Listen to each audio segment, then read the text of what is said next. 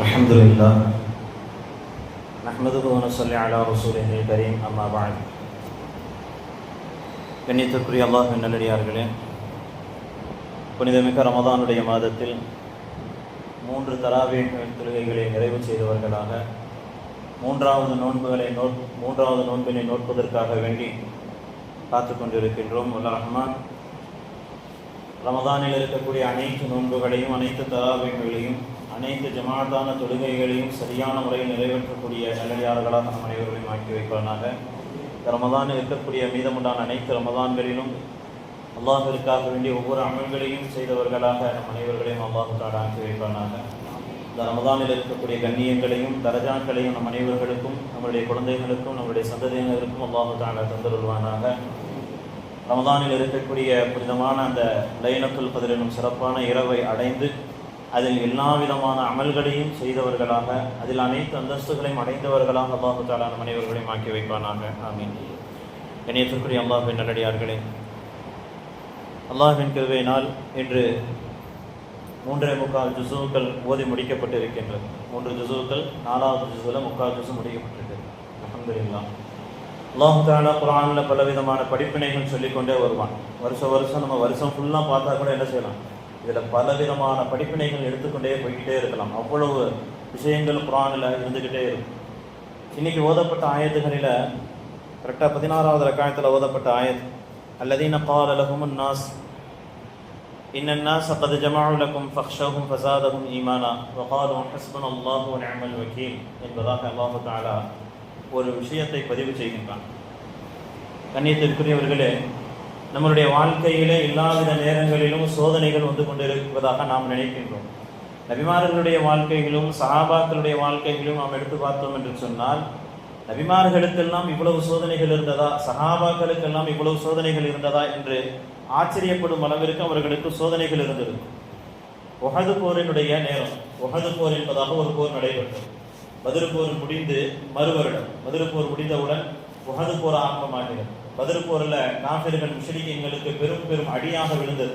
இஸ்லாமியர்களுக்கு அல்லாஹ் தஆலா பெரும் வெற்றியை கொடுத்தான். இதற்கு பழிவாங்கும் எண்ணத்தோடு இதை உடனே நாம் என்ன செய்யணும், திருப்பி அடிக்கணும் இஸ்லாமியர்கள் அப்படின்னு சொல்லி மறுமுறை ஒரு போர் தொடுக்க ஆரம்பிக்கிறார்கள் காஃபிர்கள். உஹது மலைக்கு பக்கத்தில் அருகாமையில் அந்த போர் நடைபெறும். இந்த போர் நடக்கும் பொழுது நபிகள் நாயகம் ரசூலுல்லாஹி ஸல்லல்லாஹு அலைஹி வஸல்லம் அவர்கள் சஹாபாக்களை ஒவ்வொரு இடங்களாக நிற்க வைத்திருப்பார்கள். அங்கே நிற்க வைத்து விட்டு ஸல்லல்லாஹு அலைஹி வஸல்லம் சொல்லிட்டு போவாங்க, இந்த இடத்துல இப்படியே நில்லுங்க, நான் சொல்ற வரைக்கும் என்ன செய்யக்கூடாது, இந்த இடத்த விட்டு வெளியே வரக்கூடாது அப்படின்னு ஸல்லல்லாஹு அலைஹி வஸல்லம் சொல்லிட்டு போயிடுவாங்க. சஹாபாக்கள் எல்லாம் மேலே நின்றுக்கிட்டு பார்த்துக்கிட்டே இருப்பாங்க. இங்க நாயகம் ரசூலுல்லாஹி ஸல்லல்லாஹு அலைஹி வஸல்லம் அவர்களும் கீழே இருக்கக்கூடிய இஸ்லாமிய படைகளும் முஸ்லிம்களையும் காஃபிர்களையும் விரட்டி அடிக்க ஆரம்பித்து விடுவார்கள். போரில் 99-95% மேலாக ஒரு பெரும் வெற்றி கிடைக்கின்றது.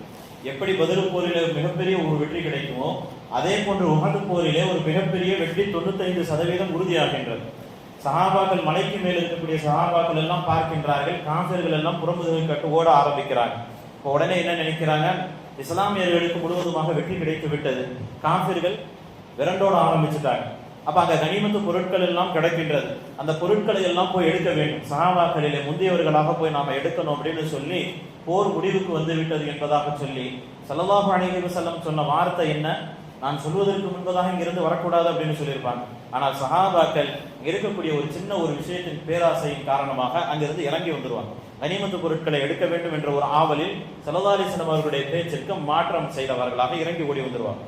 கீழே இறங்கி வந்த உடனே காஃபிர்கள் எல்லாம் போய்கிட்டு இருக்கிறவங்க பார்ப்பாங்க, சுத்தி வளைச்சு சஹாபாக்கள் இருக்கிறத பார்த்து விரண்டு ஓடுவார்கள். சஹாபாக்கள் எல்லாம் கனிமத்து பொருட்களுக்கு விரண்டோடி கீழே இறங்கி ஓடி வரவும் சுத்தி போன முஷ்ரிக்குகள் என்ன செஞ்சிருவாங்கன்னா இஸ்லாமியர்களை சுற்றி வளைத்து விடுவார்கள். 95% மேலாக கிடைக்க பெற வேண்டிய ஒரு வெற்றி எந்த அளவுக்கு இஸ்லாமியர்கள் அடிபடுவார்கள் என்று சொன்னால், எப்படி பத்ருடைய போரிலே காஃபிர்களும் முஷ்ரிக்குகளும் அடிபட்டார்களோ அந்த அளவுக்கு மிக பாதகமான ஒரு சூழ்நிலை உஹது போரிலே ஏற்படும். ஸல்லல்லாஹு அலைஹி வஸல்லம் அவர்களுடைய பற்கள் முதல் கொண்டு ஷஹீதாக்கப்படும். ஸல்லல்லாஹு அலைஹி வஸல்லம் அவர்களுக்கு இந்த இடத்துல அடி விழுந்து கன்னத்தில் அடித்து அந்த உள்ள இருக்கக்கூடிய பல் கீழே விழும். அந்த அளவுக்கு இஸ்லாமியர்களுக்கு என்னென்று சொன்னால், எந்த நேரத்திலும் சஹாபாக்கள் ஸல்லல்லாஹு அலைஹி வஸல்லம் அவர்களை தொடுறதுக்கு விட மாட்டாங்க. எந்த ஒரு போரிலுமே ஸல்லல்லாஹு அலைஹி வஸல்லம் அவர்களை தொடக்கூட விட மாட்டாங்க. ஆனால் உஹது போரில ஒவ்வொரு சஹாபிகளும் வாங்கிய அடி கடைசியாக ஸல்லல்லாஹு அலைஹி வஸல்லம் அவர்களுக்கும் அல்லாஹ் பாதுகாக்க வேண்டும், அவர்களுக்கும் அந்த இடத்துல ஒரு சூழ்நிலை ஏற்படும். அவர்களுடைய பற்கள் முதல் கொண்டு கீழே வரும். ஹஜ்ரத் ஹம்ஸா ரலியல்லாஹு அன்ஹு அவர்களுடைய மௌத் எல்லாம் கேள்விப்பட்டிருப்போம். அவர்களுடைய ஈட்டியை இந்த இடத்துல குத்தி இந்த இடத்துல வெளியே எடுப்பாங்க, இடுப்புல ஒரு சைடு குத்தி இன்னொரு இடத்துல வெளியே உருவோம். அந்த அளவுக்கு மிகவும் கொடூரமானவர்களாக கோபம் கொண்டவர்களாக இருந்த காஃபிர்களுக்கு ஒரு நல்ல சான்ஸ் ஒன்று கிடைச்சப்ப எல்லா இடத்திலும் இஸ்லாமியர்களை சின்ன பின்னமாக்குவார்கள். ஸல்லல்லாஹு அலைஹி வஸல்லம் அவர்கள் முதல் கொண்டு சஹாபாக்கள் எல்லாம் ரத்தம் சொட்ட சொட்ட இந்த போரிலிருந்து வெளியே போயிடுவாங்க. வெளியே போய்கிட்டு இருக்கக்கூடிய சூழ்நிலைகளை இங்கிருந்து காஃபிர்கள் முஷ்ரிக்குகள் எல்லாம் வெற்றி பெற்று விட்டு போய்கிட்டு இருப்பாங்க.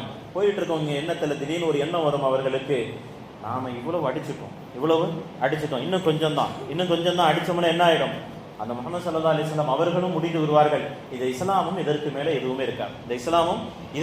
எதுவும் இருக்காது அப்படின்னு சொல்லி மறுபடியும் திரும்புறாங்க.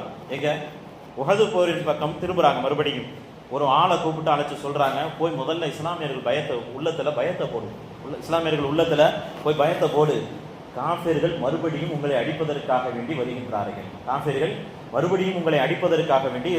இஸ்லாமியர்களை மொத்தமாக அழிப்பதற்காக வேண்டி வருகின்றார்கள் அப்படின்னு ஒரு ஆளை அனுப்பி சொல்ல விடுறாங்க.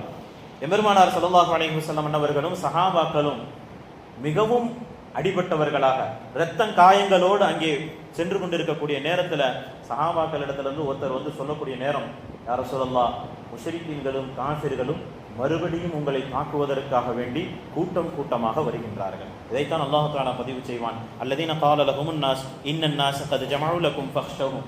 அவர்களுக்கு பயம் காட்டினார்கள், அவர்களுக்கு பயம் காட்டப்பட்டது. ஒரு மனிதரை விட்டு அவர்கள் சொல்ல விட்டாங்கல்ல, பயம் காட்டும் பொழுது சஹாபாக்களுக்கும் ஸல்லல்லாஹு அலைஹி வஸல்லம் அவர்களுக்கும் பயம் காட்டும் எண்ணத்தோடு அவர்கள் அங்கிருந்து சொல்லி அனுப்புவாங்க, இஸ்லாமியர்களை முற்றிலும் அழிப்பதற்காக வேண்டி காஃபிர்கள் இன்னும் கொஞ்சம் படை திரட்டு கொண்டு வந்து கொண்டிருக்கின்றார்கள் என்பதாக அல்லாஹு தஆலா அறிவிச்சிருவான். முன்னாடியே சஹாபாக்களோடு ரசூலுல்லாஹி ஸல்லல்லாஹு அலைஹி வஸல்லம் இந்த இடத்துல நிற்கும் பொழுது சஹாபாக்களுடைய சூழ்நிலை எப்படி இருக்கும் என்பதாக சிந்தித்து பார்க்க வேண்டும். ஸல்லல்லாஹு அலைஹி வஸல்லம் அவர்கள் முதல் கொண்டு அடிபட்டு இருக்கிறார்கள், ஸல்லல்லாஹு அலைஹி வஸல்லம் அவர்கள் முதல் கொண்டு இங்கே அடிபட்டு இருக்கின்றார்கள். போருக்கு முக்கியமான ஆட்கள் எல்லாம் ஹஜ்ரத் ஹம்ஸா ரலியல்லாஹு அன்ஹு அவர்கள் எல்லாம் இருந்தார்கள் என்று சொன்னால் காஃபிர்களும் முஷ்ரிக்கீன்களும் இஸ்லாமிய படைகளுக்கு முன்பதாக வருவதற்கு பயப்படுவார்கள். அப்படிப்பட்ட மனிதர்களையும் அப்படிப்பட்ட வீரரையும் கூட கொன்று விட்டார்கள். அந்த அளவுக்கு தெம்பு வாய்ந்தவர்களாக இருக்கக்கூடிய நேரத்தில் சஹாபாக்கள் எல்லாம் இவ்வளவு அடிபட்டு இருக்கின்றார்கள்.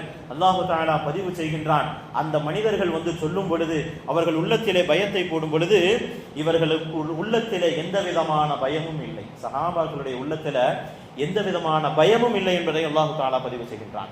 மாறாக ஃபஸாதுஹும் ஈமானா, அவர்களுடைய ஈமான் அந்த இடத்திலே அதிகரிக்கின்றது. அல்லாஹு அக்பர்.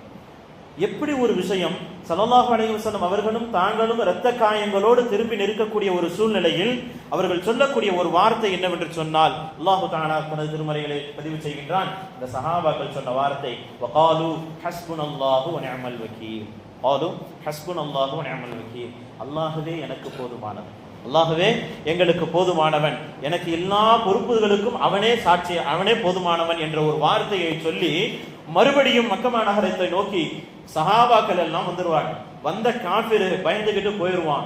இங்க ஸல்லல்லாஹு அலைஹி வஸல்லம் அவர்களும் சஹாபாக்களும் 3 நாட்கள் காத்திருப்பார்கள். யாருக்காக வேண்டி?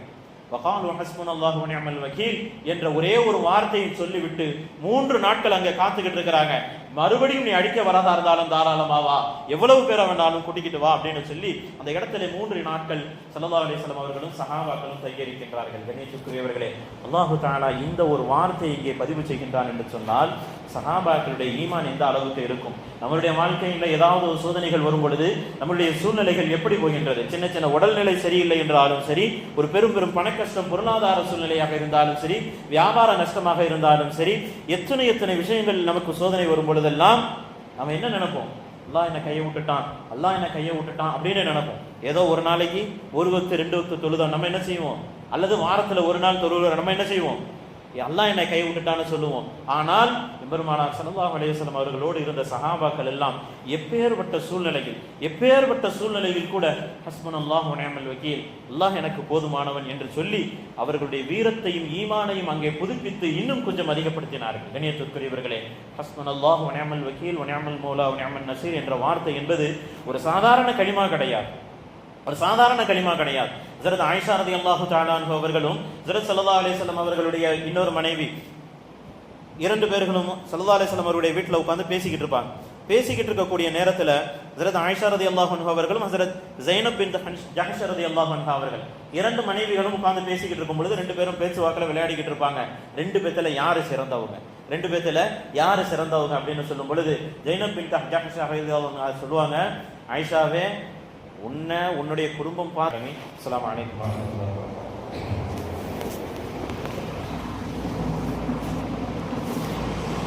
அல்ஹம்துலில்லாஹ்.